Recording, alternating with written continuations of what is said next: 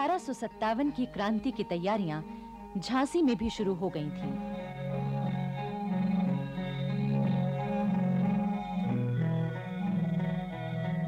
झांसी की जनता अपनी रानी लक्ष्मीबाई के साथ हुए अन्याय और अपमानपूर्ण व्यवहार का बदला लेने के लिए बेचैन थी। रानी महल में हर रोज गुप्त सभाएं, मंत्रणाएं हो रही थीं। आखिर 4 जून 1857 को झांसी में 12 नंबर देसी पलटन के हवलदार गुरबख्श सिंह ने विद्रोह की तलवार निकाल ली। क्रांतिकारी सेना ने तोपखाने और खजाने पर कब्जा कर लिया। इसके बाद रानी लक्ष्मीबाई हथियारों से लैस होकर निकल पड़ी और उन्होंने क्रांतिकारी सेना का नेतृत्व संभाल लिया। झांसी में चारों ओर विद्रोही सेना फैल गई और अंग्रेजों के हाथ से सत्ता छीन ली गई। 7 जून को क्रांतिकारी सेना ने झांसी के किले पर हमला किया। इस हमले का नेतृत्व कर रहे थे रिसालदार काले खां और तहसीलदार मोहम्मद हुसैन। किले के अंदर मौजूद हिंदुस्तानी सिपाहियों ने भी विद्रोह कर दिया। किले के भीतर और बाहर संघर्ष शुरू हो चुका था। 8 जून को रिसालदार काले खां के हुक्म से किले के अंदर मौजूद 67 अंग्रेज पुरुष, स्त्रियों और बच्चों को मौत के घाट उतार दिया गया। अंग्रेज इतिहासकार स्वयं मानते हैं कि इस हत्याकांड में रानी लक्ष्मीबाई का कोई हाथ नहीं था और न ही उन्होंने इसकी इजाजत दी थी। 8 जून 1857 को झांसी कंपनी सरकार के चंगुल से मुक्त हो गई। गद्दी का उत्तराधिकारी दामोदर राव चूंकि बालिग नहीं था, इसलिए रानी लक्ष्मीबाई ने झांसी का शासन संभाला। झांसी में जगह-जगह घोषणा की गई, खलक खुदा का, मुल्क बादशाह का, हुक्म रानी लक्ष्मीबाई का।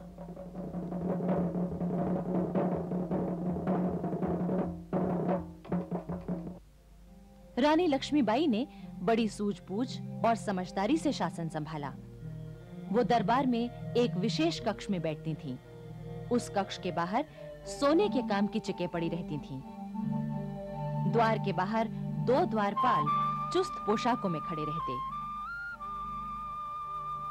दीवान लक्ष्मण राव राज्य के आवश्यक कागज पेश करते और रानी उस पर अपना निर्णय सुनाती। रानी लक्ष्मीबाई की पोशाक भी पुरुषों जैसी हो गई थी। वो पाजामा और गहरे नीले रंग का कोट पहनती थीं।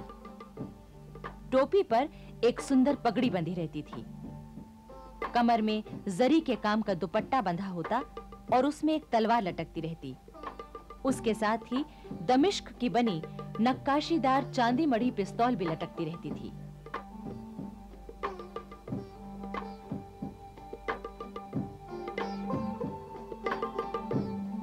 झांसी के किले पर अब स्वाधीनता का हरा झंडा लहराने लगा था।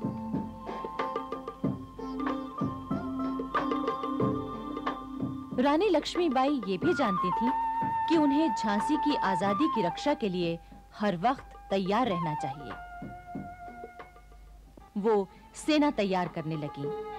लोगों को युद्ध का प्रशिक्षण दिया जाने लगा। पुरुषों के साथ-साथ कई स्त्रियां भी युद्ध कला और शस्त्र संचालन की कला सीखने लगीं।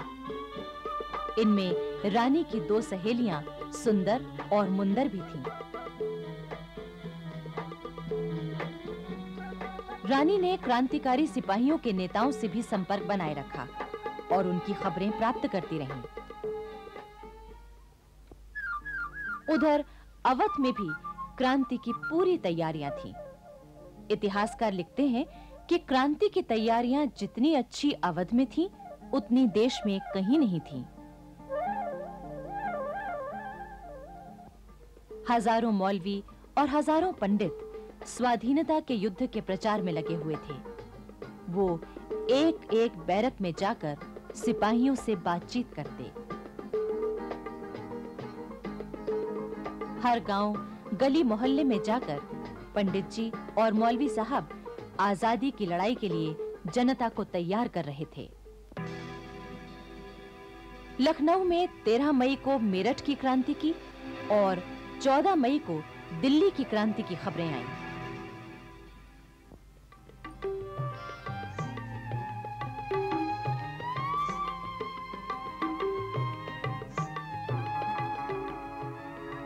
सर हेनरी लॉरेंस लखनऊ में पूरे अवध का कमिश्नर था। उसने क्रांति की खबरें मिलते ही मुकाबले की तैयारी शुरू कर दी। लखनऊ में रहने वाले अंग्रेज परिवारों की सुरक्षा के लिए उसने लखनऊ के पास मच्छ भवन में और रेजिडेंसी में किलेबंदी शुरू कर दी, ताकि जरूरत पड़ने पर सभी अंग्रेज और उनके परिवार वहां शरण ले सकें। अंग्रेज महिलाओं और बच्चों को तो वहां पहले ही पहुंचा दिया गया था। 30 मई 1857 की रात ठीक 9 बजे तोप छूटी। क्रांति आरंभ होने का यही संकेत था। 71 नंबर की पलटन सबसे पहले बंदूकें लेकर निकल आई। उसने अंग्रेजों के बंगले जलाए और जो भी अंग्रेज मिले उन्हें मार दिया गया।